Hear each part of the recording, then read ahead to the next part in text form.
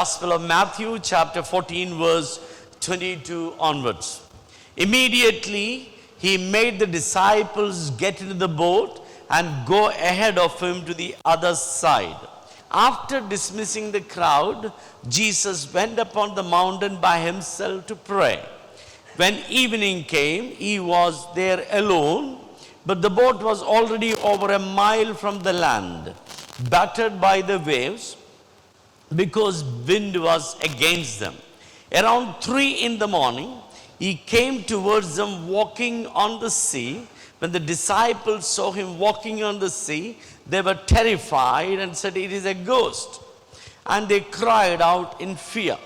Immediately Jesus spoke to them, "Have courage, it's I, don't be afraid." "Lord, if it's you," Peter answered him, "command me to come to you in the water." Jesus said, "Come."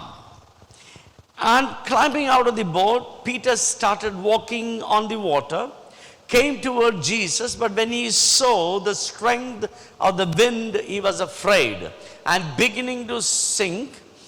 And he cried out, say, "Lord, save me." And immediately Jesus reached out his hand, caught hold of him, and said to him, "You of little faith, why did you doubt?" When they got into the boat, the wind ceased, and those in the boat worshipped him and said, "Truly, you are the Son of God." Amen. So, today my message is about walking on the water.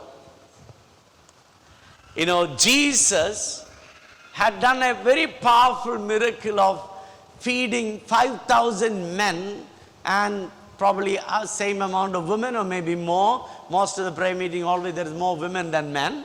And children. They were on a mountainside. They had a big sermon. Jesus was gone preaching like me, bit over time.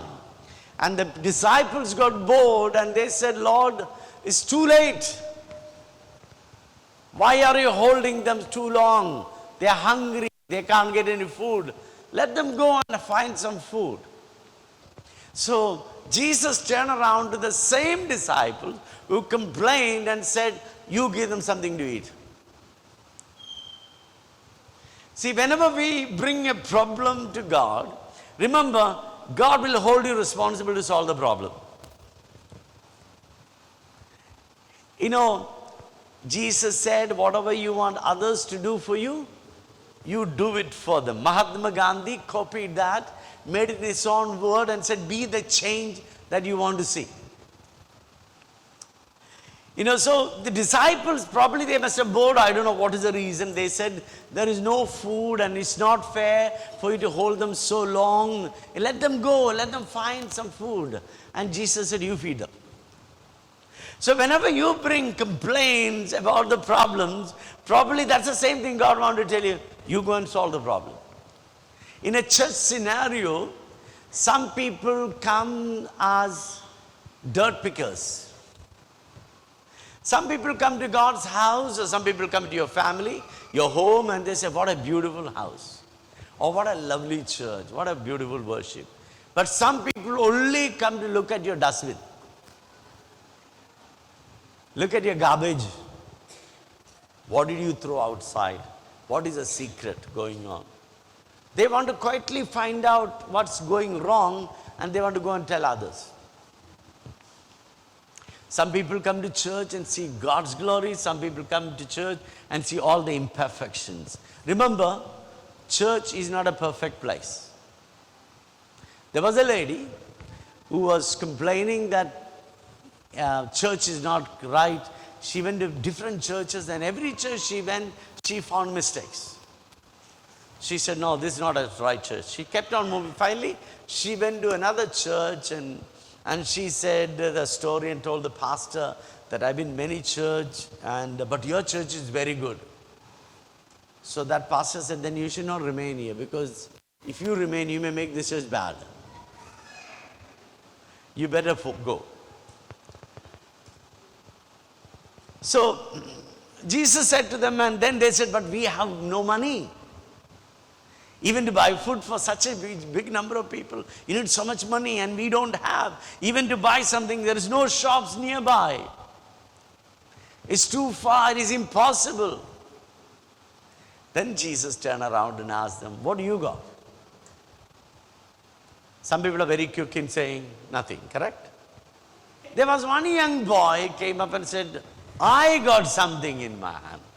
I got a 5 pieces of bread and 2 fish. Jesus said, bring it here, bring it on. I love that, bring it on. Everything we have, bring it on. And they bought, and Jesus prayed, and the bread got multiplied, and everybody ate well, and all the disciples were excited because they had this basket. They were going and giving the bread and fish. As they're going and giving, the bread and fish was coming out in the basket, just popping out. It's like a magic box, you go, people been sitting in line. Those who read the Bible, they were sitting in line, and he was going and giving as they were giving, it's not getting empty, it's just popping up. The fish and bread is popping up. And all 20,000+ people are fed. I don't know how they manage such a big, huge logistic, isn't it? 20,000 people getting together, 5,000 men for guaranteed, so probably 5,000 women, at least 2 children per family, so another 10,000 children, and they all hungry people. I don't know how much they ate. And at the end, how many baskets were left? That 12 is one each for each of us disciples. So it's all over. But I like when we read this portion, I like what Jesus did the next. Immediately asked them to vacate. Why did he ask them to leave so quickly? If I had to be a part of that miracle, going around the basket and giving food, and then food is keep coming out, I have a great story to tell. You wanted to tell every man, it's awesome. How many people I gave the food? It's such a great miracle. But if you read the gospel, immediately Jesus told all of them, go to the other side. Now, I learned from that is that don't ever look back into what you already done. Look ahead to what you have to do. Sometimes you look back to what you achieve and you get stuck. You get stuck with it. Some people, it's like, I've been a pastor here for the last 27 years now. I had seen a lot of people came here very poor, very, very poor, very dirty, with all kinds of problems. And most of them are blessed. Probably practically all of them are blessed. But some of them, because they are blessed, they have no time for God. The guys who used to come for all the prayer meeting, now Sunday itself they come late. Forget about other days. Sometimes the blessings can become a hindrance for us to continue for further. Sometimes you can look back into what you already achieved and keep sitting and wiping the stories, the trophies of the past, never win the new one. I have 2 friends when I came to Goa in 93. You meet them every time you met, they will tell the same story. They must have told me more than hundreds of times about a healing. Same story again and again and again. And every time I meet them, I'll say, hi, how are you? What's up, man? That's enough. Rest, they will take care of it. So later part, I started avoiding them because how many times you can hear the same story? There is a limit for it. So Jesus did not want the disciples to glamorize the miracle. Jesus said, guys, move on. That's what I want to tell you guys this morning. Move on. Don't keep sitting back, enjoying the blessing that God already given. Start telling stories about it so that you're going to keep moving on. Because there is much more to come. How many of you know that our future will be greater than our past? The days that's going to come is going to be greater than the days we had. So disciples move out. Jesus dispersed the crowd, told everybody to go. What did he do? It was evening. He went up to the mountain to pray. He sat there, he prayed. Again, that's another fascinating thing. How did he pray? He was praying almost like 3 o'clock in the morning. How do I know? Because 3 in the morning, only disciples saw him walking on the water. The 3rd part of the night. Prayer is an art we have to learn. prayer is the language of God. So Jesus continued praying. After praying, he finished. He wanted to meet the disciple. By the time disciples went around 4 miles away from where they were. So Jesus walked on the water. Jesus walked on the water, came very near, around 1 mile away. And the disciples were in the boat. The boat was all rocking. So much of wind and storm. And they were all panicking, and they must have been swearing and cursing or accusing, criticizing. I don't know what they did. They must have been wondering, Jesus, why did you left us alone in this sea? 4 miles around 6.5 kilometers into the water, and everything is tossing. There is no hope all around us. If the boat sinks, we die. Jesus, why did you send like that? You could have come with us. And as the boat was all rocking and all difficult time, then they saw somebody walking on the water.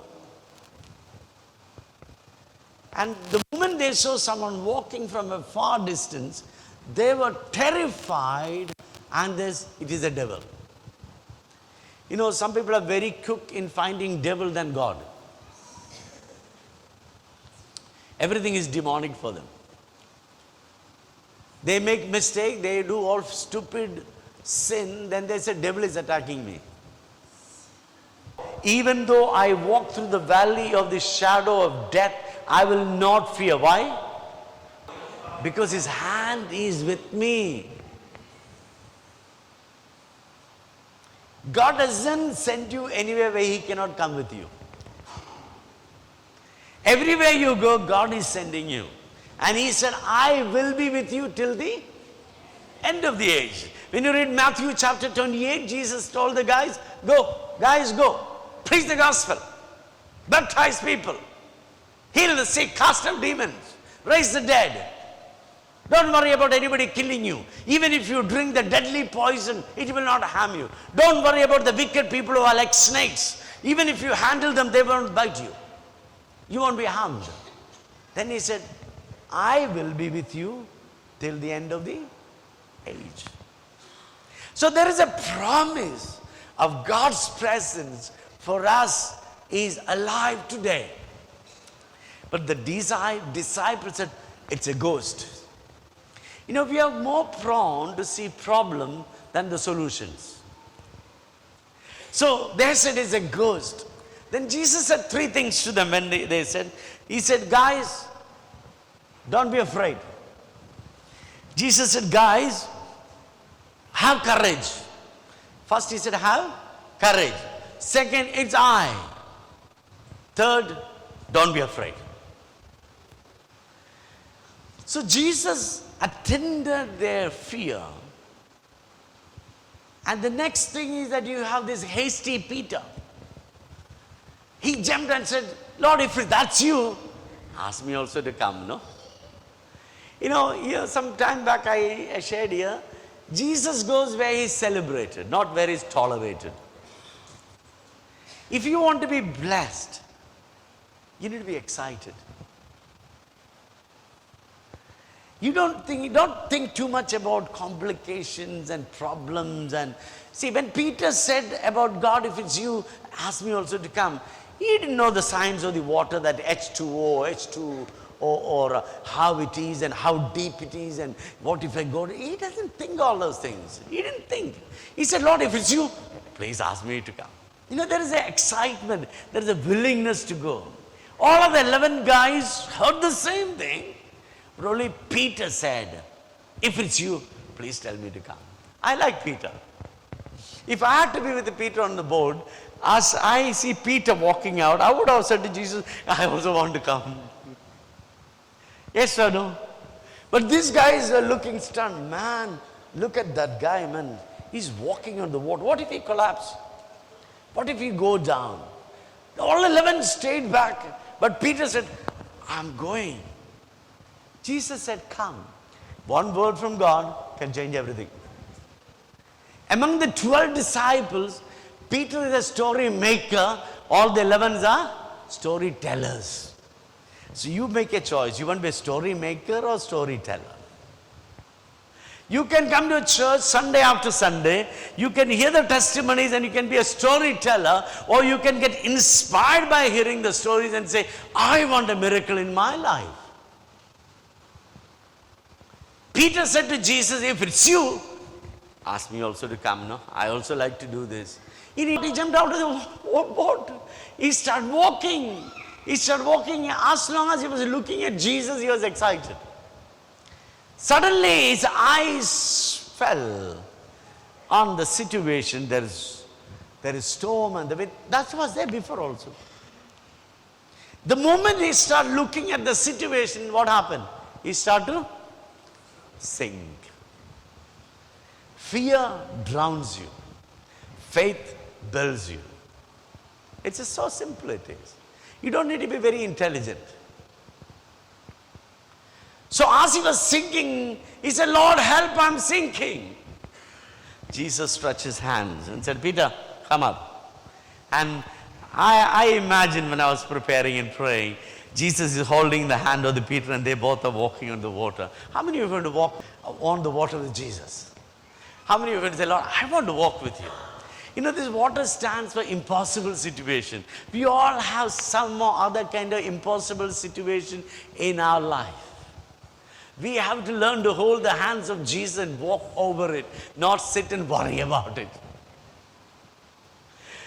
Now, the nature of Jesus, which is we also need to develop, is that no matter how much you fail, he is still willing to lift you up. A good sign of a good leader, he wants people around him to win. He doesn't like people losing. A sign of a good leader is that he don't allow people around him to lose. He wants to help them. He wants to win them. He wants to lift them up. A true leader is a person who build and empower people. A true leader lifts people up. But a bad leader get a great joy, see them going down. It gives them a great excitement to talk about the problem. So I like the word Jesus said to them, you of little faith, why do you worry? Sometimes a little faith is better than no faith at all. 11 guys in the boat, no faith. Peter in the water, little faith. So Jesus said to Peter, you of little, why you worry? Why you fear? Why are you allowing the fear to take control of your life? And he stretched his hand and he lifted him up. And he walked with him to the boat. He went to the other side. There were a lot of miracles. Thousands of people are waiting for it. Your desire makes a miracle. All 12 disciples heard the same word, but only Peter said, I want to walk with you. 11, no. Because Peter walked, only he failed. But Jesus was there to lift. When they get back to the boat, if you read the Bible, they were amazed. They said, he's truly the Son of God. And there was a great worship. All 11 has a story to tell, but Peter was a story maker. Now, where do you stand? Do you want to be a storyteller of others, or you want to be a story maker? I want to leave you with this challenge this morning. Do you want to be a story maker, or you want to be a storyteller? I want to be a story maker.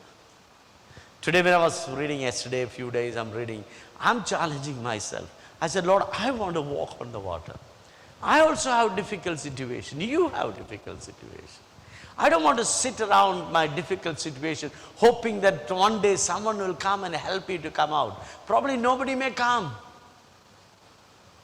But I don't want to sit around. I want to walk into my difficult situation, not by looking at the difficult situation, but looking at Jesus. It's funny, the moment Jesus and Peter got in the boat, you know what happened?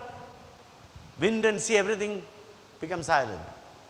So it means it was orchestrated by God to teach disciples a lesson and to give a story for the one who are willing to step out. Are you ready to be a person who is willing to step out? If you step out, you become a story maker. If you stay back where you are, you're only a storyteller of other people's story. So where do you want to stand? Another side, don't tell your problem about your, don't tell God about your problem. Tell your problem about your God. Don't go and tell God, my problem is so difficult, God. I don't know what to do. Nobody is helping me. I'm looking for this guy. I made a call to sister, but she didn't even pick up the phone. When you are in need, you call people if they know you are in need. Most of the time, they don't pick up the phone. Yes or no? Sometimes you can be so upset. But instead of looking at your problem, can you look at God, who has all the solution for all your problem? One word from Him can change everything in your life. So what we learn from the life of Peter is that Peter was courageous. Now Peter was the most foolish man. He was hasty. He was the only disciple whom Jesus called Satan. Nobody else was called Satan. He was called Satan, you know that? But when it come to a time of appointing the chief of the apostle, chief of the staff, guess whom God picked up? Peter. Once Jesus, in the Gospel of Matthew chapter 16, Jesus asked to the disciples, what do you think? What does the people say is who I am? So they said, you are this, you are that. Some says you are Jonah, some says you are Elijah, some says you are John. And then he turned around to the disciples, but what do you say? Peter was the first one to jump out and said, you are Christ, Son of the living God. He was foolish, but he got a right attitude. Sometimes your knowledge and your ability will not what God wants. All God wants is your willingness. So Jesus said, Simon, son of Bar-Jonah, from today you are no more Simon, you are Peter. Petra means rock. Upon this rock I will build my church, and the gates of hell shall not prevail against it. Simon means sand. So in other words, Jesus said, Peter, you are such an unstable, shaky, insecure, unsteady guy. Today I'm going to use the gum which is better than the quick fix. Make a rock. This rock will fall on things.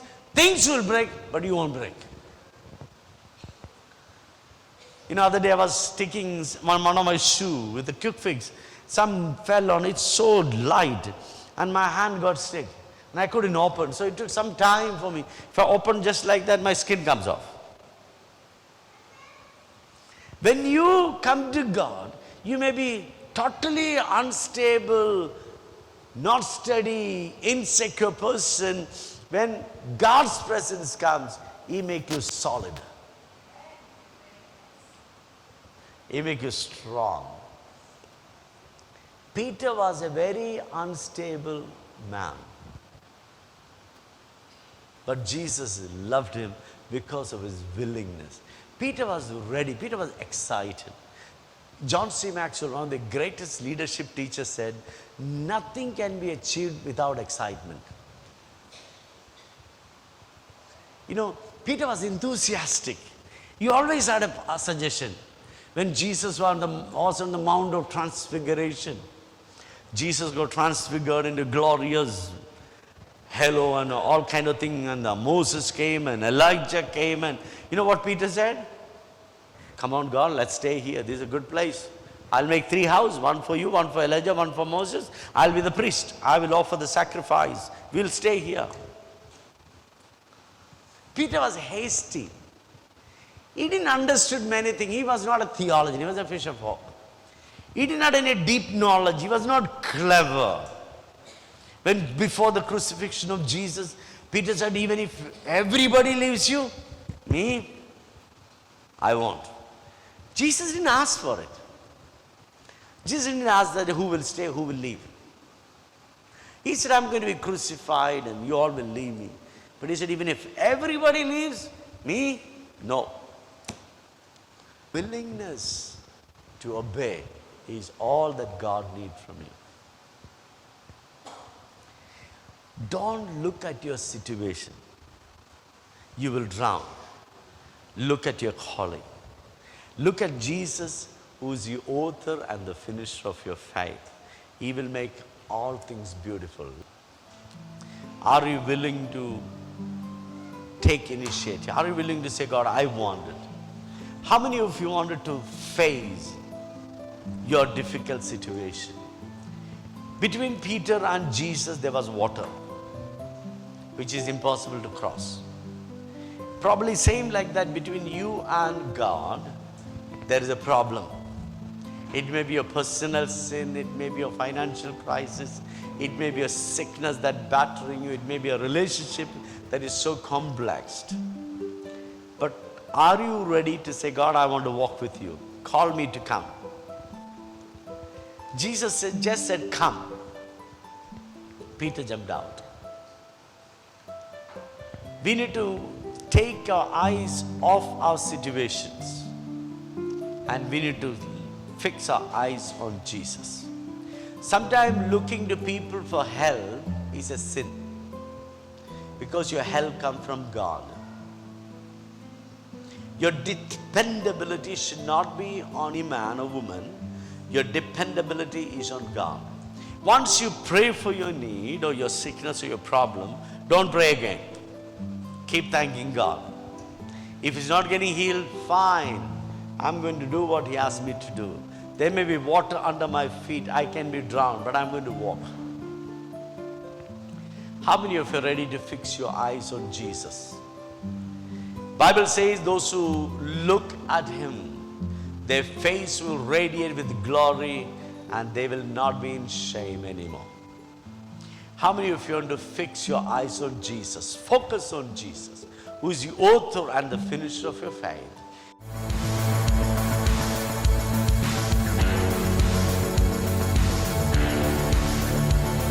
Hi there. El Shaddai has been working in the field of women and children.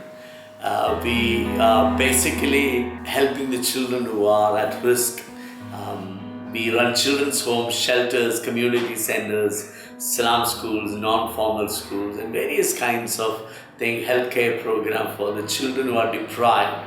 1 out of every 2 child is anemic, and 1 out of 4 adolescent girls are getting married, forced to marry before the age of 15, and 30 out of 100 girls don't even finish the primary school, those who go to the primary school. So we have a very grim situation when you travel in the villages and in the remote areas, even in the urban areas, in the slums.